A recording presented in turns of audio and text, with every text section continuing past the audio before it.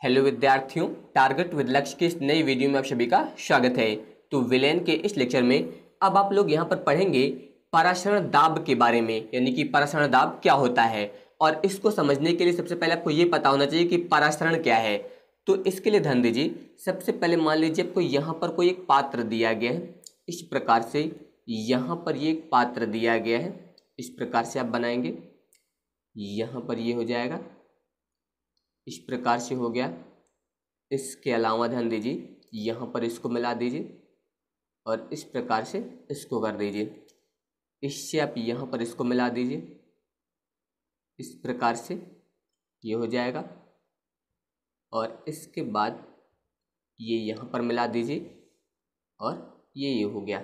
तो इस प्रकार से जो है यहाँ पर आपको इसमें ये एक पात्र दिया गया है। तो यहाँ पर मान लीजिए इसमें ये जो है पात्र ए है और यहाँ पर जो है इसमें ये पात्र बी है। तो यहाँ पर जो पात्र ए दिया गया है इसमें जो है यहाँ पर कोई शुद्ध विलायक लिया गया है। यहाँ पर जो है मान लीजिए इसमें है यहाँ पर शुद्ध विलायक, आप लिख सकते हैं शुद्ध विलायक। इस प्रकार से यहाँ पर जो है इसमें शुद्ध विलायक लिया गया है इस पात्र ए में। आप यहाँ पर जो है इस प्रकार से इसको प्रदर्शित कर दीजिए। तो यहाँ पर मान लीजिए कि जो शुद्ध विलायक लिया गया है वो यहाँ पर जल है, यानी कि H2O। तो यहाँ पर जो है शुद्ध विलायक लिया गया है जल। इस प्रकार से ये हो गया।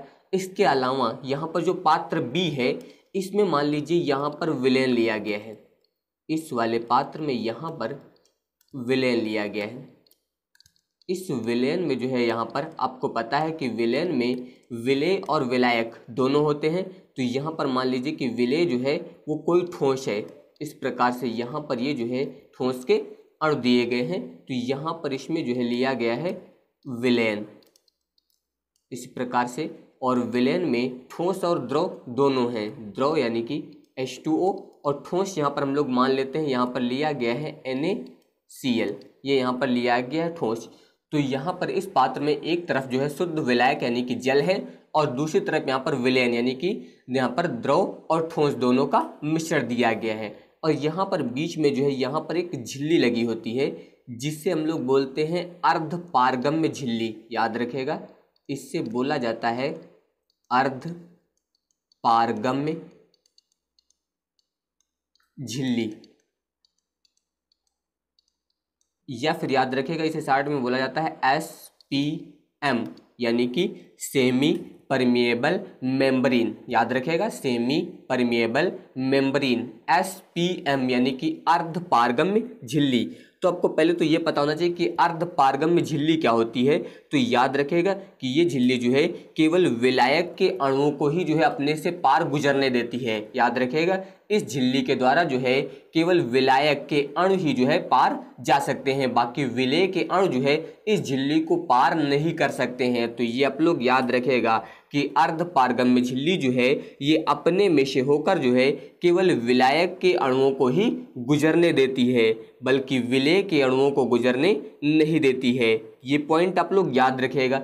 इसके अलावा आप लोग इसके बारे में बता सकते हैं कि प्रकृति में प्रत्येक वनस्पति, इसके अलावा जंतु में जो है अर्ध पारगम्य झिल्ली पाई जाती है। और अर्ध पारगम्य झिल्ली जो है रासायनिक पदार्थ जैसे कि फिनॉल, पोटेशियम, फेरोसाइनाइड आदि की भी होती है। ये आप लोग याद रखिएगा कि फिनॉल, पोटेशियम, फेरोसाइनाइड की भी जो है यहाँ पर अर्ध पारगम्य झिल्ली होती है। इसके अलावा ये जो है वनस्पति और जंतुओं में जो है पाई जाती है। इसके अलावा जो संश्लेषित झिल्ली होती है वो सेलोफेन की होती है, ये भी आपको पता होना चाहिए। तो यहाँ पर इस झिल्ली के बारे में आपको इतना याद रखना है कि ये झिल्ली जो है केवल विलायक के अणुओं को ही गुजरने देती है, बल्कि विलेय के अणुओं को गुजरने नहीं देती है। और आपको पहले भी बताया गया कि कोई भी द्रव या गैस जो है वो अपनी अधिक सांद्रता से अपनी कम सांद्रता की ओर हमेशा प्रवाहित होता है। तो यहाँ पर ध्यान दीजिए, इसमें जो पात्र ए है यहाँ पर है शुद्ध विलायक यानी कि जल, और दूसरी तरफ पात्र बी में जो है यहाँ पर जल और NaCl का विलेन दिया गया है। तो यहाँ पर जो जल है इसकी मात्रा जो है इस पात्र ए की तुलना में कम है, यानी कि यहाँ पर जो शुद्ध विलायक है इसकी सांद्रता अधिक है और यहाँ पर इस विलेन में जो है विलायक की सांद्रता कम हो जाएगी। तो तो यहाँ पर जो विलायक प्रवाहित होगा वो ए से बी की ओर प्रवाहित होगा। ये आप लोग याद रखिएगा कि विलायक जो है अपनी अधिक सांद्रता से कम सांद्रता की ओर यहाँ पर जाएगा। तो यहाँ पर आपको ये भी बताया गया था कि अर्धपारगम्य झिल्ली से जो है यहाँ पर शुद्ध विलायक के अणु जो है वो पार चले जाते हैं। तो यहाँ पर जो है इसमें यहाँ पर पात्र ए से शुद्ध विलायक के अणु जो है वो यहाँ पर पात्र बी की ओर गति करेंगे, यानी कि पात्र बी की ओर जो है प्रवाहित होंगे।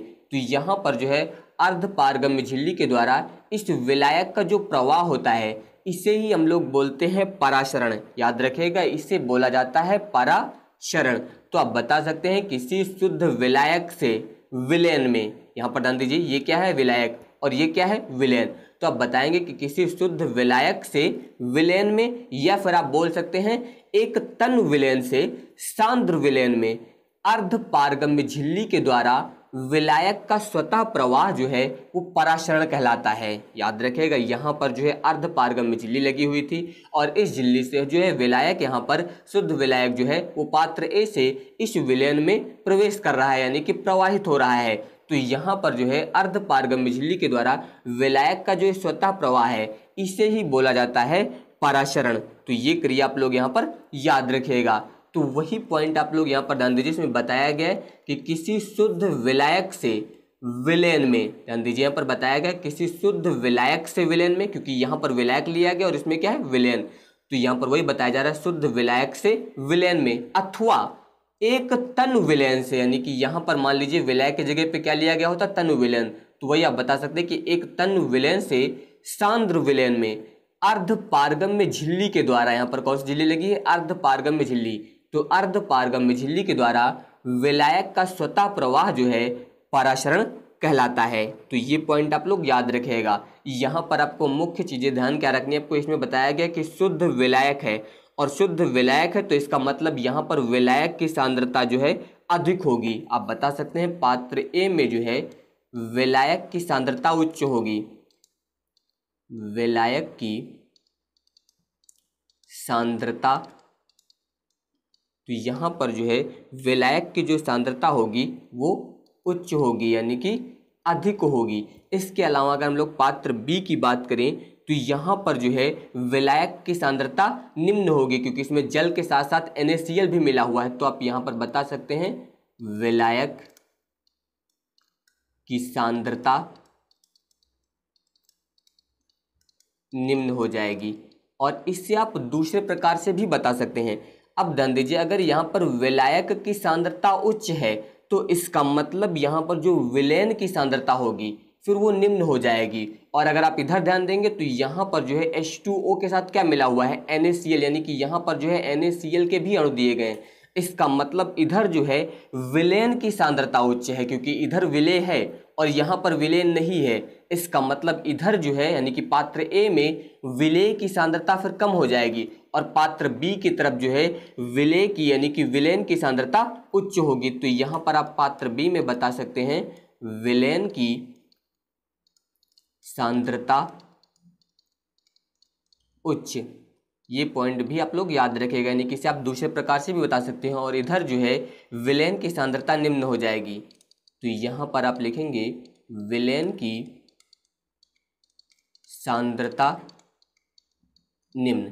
तो यहाँ पर आप दूसरे प्रकार से बता सकते हैं कि विलायक जो है यहाँ पर विलयन की निम्न सांद्रता से किधर प्रभावित होगा, विलयन की उच्च सांद्रता में। विपरीत प्रकार से बताएंगे, जबकि आपको क्या बताया गया अभी कि कोई भी द्रव या गैस जो है वो हमेशा अपनी अधिक सांद्रता से कम सांद्रता की ओर प्रवाहित होता है। लेकिन अगर आप इसे दूसरे प्रकार से देखेंगे तो यहाँ पर जो है विलयन की सांद्रता कम है और यहाँ पर विलयन की सांद्रता उच्च है।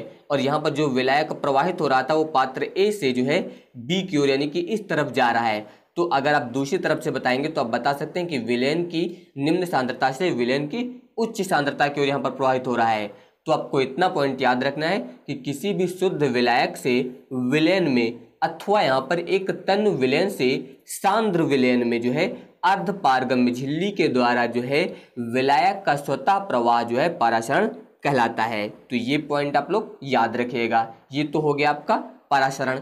अब यहाँ पर ध्यान दीजिए, पराशरण को रोकने के लिए अगर मान लीजिए इस विलायक का जो प्रवाह हो रहा है ए से बी की ओर, इसे अगर आपको रोकना है तो इसे रोकने के लिए जो है आपको इस पात्र बी की ओर जो है यहाँ पर दाब आरोपित करना होगा। इसमें जो है यहाँ पर आपको इस तरफ से दाब आरोपित करना होगा। तो जब आप यहाँ से इसमें दाब आरोपित करेंगे तो दाब आरोपित करने से यहाँ पर जो है परासरण रुक जाएगा, यानी कि इस परासरण की क्रिया को रोकने के लिए जो यहाँ पर दाब आरोपित किया जाता है उससे हम लोग बोलते हैं परासरण दाब। याद रखिएगा कि परासरण की क्रिया को रोकने के लिए जो दाब यहाँ पर आरोपित किया जाएगा उससे बोला जाता है परासरण दाब। तो वही यहाँ पर बताया गया, इसमें ध्यान दीजिए कि किसी विलयन का परासरण दाब उस बाह्य दाब के बराबर माना जा सकता है जिसे विलयन पर आरोपित करने पर परासरण की क्रिया जो है वो रुक जाती है। यहाँ पर ध्यान दीजिए, इसमें परासरण की क्रिया हो रही थी, यानी कि शुद्ध विलायक जो है यहाँ पर पात्र ए से पात्र बी की ओर प्रवाहित हो रहा था, अर्धपारगम्य झिल्ली के द्वारा जो यहाँ पर इस तरफ आ रहा था।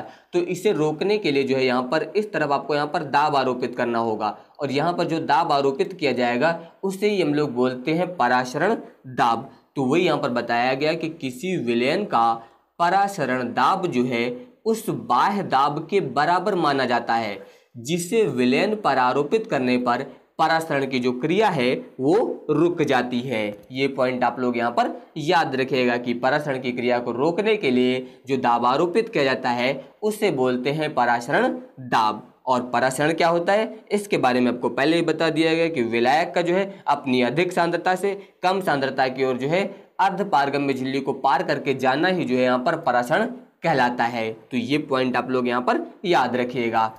और इसके अलावा आप लोग याद रखिएगा कि परासरण दाब को हम लोग पी से प्रदर्शित करते हैं।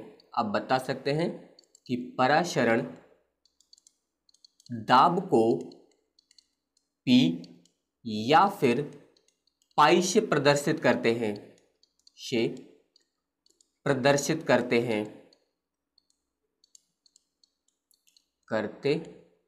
तो ये पॉइंट याद रखेगा कि इसे जो है स्मॉल पी या फिर पाई से प्रदर्शित किया जाता है। तो यहाँ पर ध्यान दीजिए, आप बता सकते हैं कि जो परासरण दाब होता है वो निर्भर करता है सांद्रता पर।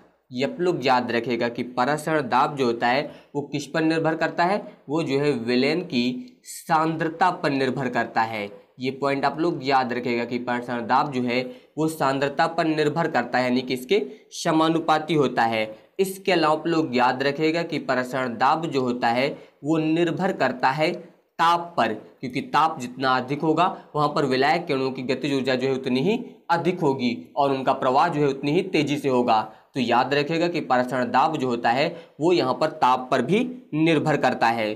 तो ध्यान दीजिए, अगर मान लीजिए इसको हम लोग मान ले समीकरण 1 और इसको मान लिया जाए समीकरण नंबर 2, तो अब ध्यान दीजिए आप यहाँ पर लिखेंगे समीकरण 1 व 2 से। तो अब ध्यान दीजिए परासरण दाब जो है किस पर निर्भर है, यहाँ पर सांद्रता के, इसके अलावा ताप के। तो आप इसे इस प्रकार से लिख सकते हैं पाई प्रोपोर्शनल टू सी और यहाँ पर हो जाएगा टी। इस प्रकार से आप यहाँ पर लिख सकते हैं। तो ये हो जाएगा पाई। अब ध्यान दीजिए जब यहाँ से समानुपाती का चिन्ह हटेगा और बराबर लगाएंगे तो यहाँ पर नियतांक लग जाएगा कैपिटल आर, यानी कि ये हो जाएगा सी आर टी। इस प्रकार से आप यहाँ पर लिख सकते हैं। आर यहाँ पर जो है ये एक नियतांक होता है, याद रखिएगा आर यहाँ पर जो होता है ये एक नियतांक होता है। इसके अलावा आपको पता होना चाहिए कि जो सांद्रता है यानी कि सी बराबर होता है एन अपान वी, यानी कि विलेय के मोल बटे आयतन। ये होता है सी बराबर होता है एन अपान वी। तो इसका मतलब ध्यान दीजिए अगर सी की जगह पे आप ये वाला मान रख दे तो ये सूत्र ऐसा हो जाएगा, फिर पाई बराबर सी की जगह पे आप ये वाला मान रख देंगे तो यहाँ पर हो जाएगा एन बट्टे में हो जाएगा वी, इसके अलावा आर और यहाँ पर हो जाएगा टी। तो ये जो है यहाँ पर परासरण दाब का समीकरण या फिर आप बोल सकते हैं सूत्र आ जाएगा। तो यहाँ पर ये हो गया पाई बराबर सी आर टी, और या फिर आप बता सकते हैं पाई बराबर एन बट्टे वी और यहाँ पर हो जाएगा आर टी। इससे आप ऐसा भी लिख सकते हैं क्योंकि आपको बताया गया इसे पाई से या फिर आप प्रदर्शित करते हैं पी से। तो ये हो जाएगा पी बराबर एन बट्टे वी आर टी, ऐसा लिख सकते हैं। या फिर ध्यान दीजिए अगर आप चाहें तो v का इधर गुणा कर दीजिए तो ये हो जाएगा पी वी बराबर यहाँ पर हो जाएगा एन आर टी। इस प्रकार से ये इतना आ जाएगा पी वी बराबर एन आर टी। इसे हम लोग बोलते हैं परासरण दाब का समीकरण। इस प्रकार से आप यहाँ पर इसे लिख सकते हैं। अब ध्यान दीजिए, यहाँ पर जो है इन सभी प्रतीकों के बारे में आप बता सकते हैं। पी के बारे में आपको पहले ही बता दिया गया कि ये जो है परासरण दाब है। आप बता सकते हैं पी या पाई, ये है आपका परासरण दाब, पहले भी बताया गया आपको इसके बारे में, तो परासरण दाब हो जाएगा। इसके अलावा यहाँ पर यूज हुआ है कैपिटल वी, ये है आयतन, यहाँ पर आप बताएंगे आयतन। और यहाँ पर जो आयतन यूज किया जाएगा वो लीटर में यूज होगा, ये भी आप लोग याद रखेगा कि आयतन जो है यहाँ पर लीटर में यूज किया जाएगा। इसके अलावा ध्यान दीजिए, यहाँ पर आपको दिया गया है कैपिटल टी, तो आप बता सकते हैं कैपिटल टी, ये होगा यहाँ पर ताप, ये हो जाएगा। इसके अलावा यहाँ पर यूज हुआ है एन, ये है यहाँ पर मोलों की संख्या, आप बता सकते हैं यहाँ पर मोलों की संख्या। इसके अलावा एन बराबर होता है स्मॉल डब्ल्यू बटे कैपिटल एम, यानी कि भार बटे अणुभार, ये आपको पहले भी बताया गया है। इसके अलावा यहाँ पर यूज हुआ है कैपिटल आर, इसे हम लोग बोलते हैं विलयन स्थिरांक, ये यहाँ पर हो जाएगा विलयन स्थिरांक, तो ये हो गया यहाँ पर विलयन स्थिरांक। इसके अलावा आपको पहले ही बता दिया गया कि सी, इसे हम लोग बोलते हैं सांद्रण, या फिर बोल सकते हैं आप सांद्रता, सांद्रण। इस प्रकार से, तो इस प्रकार से जो है परासरण दाब के बारे में बता सकते हैं। अब इसके बाद ध्यान दीजिए, समपराशरी विलयन, यानी कि समपराशरी विलयन क्या होते हैं। अभी आपको बताया गया था परासरण दाब, तो ऐसे विलयन जिनके परासरण दाब जो होते हैं वो समान होते हैं, उन्हें हम लोग बोलते हैं समपराशरी विलयन। तो वही यहाँ पर बताया गया कि वे विलयन जिनके परासरण दाब जो है समान होते हैं समपराशरी विलयन कहलाते हैं, तो ये आप लोग याद रखिएगा। इसके अलावा ध्यान दीजिए, अल्प पराशरी व अति पराशरी विलयन क्या होते हैं, तो इसके बारे में आप लोग याद रखिएगा कि दो विलयनों में जिस विलयन का परासरण दाब जो है कम होता है उसे हम लोग बोलते हैं अल्प पराशरी, और जिसका दाब जो है अधिक होता है उससे बोला जाता है अति पराशरी विलयन। तो ये पॉइंट आप लोग याद रखिएगा। अगर आपके पास दो विलयन हैं तो जिस विलयन का परासरण दाब कम होगा उससे बोला जाएगा अल्प पराशरी विलयन, और जिसका दाब अधिक होगा उससे बोला जाएगा अति पराशरी विलयन। तो ये पॉइंट आप लोग याद रखिएगा। तो अगर आप सभी को ये वीडियो पसंद आया हो तो इस वीडियो को लाइक, शेयर और हमारे चैनल को सब्सक्राइब जरूर करिएगा। धन्यवाद।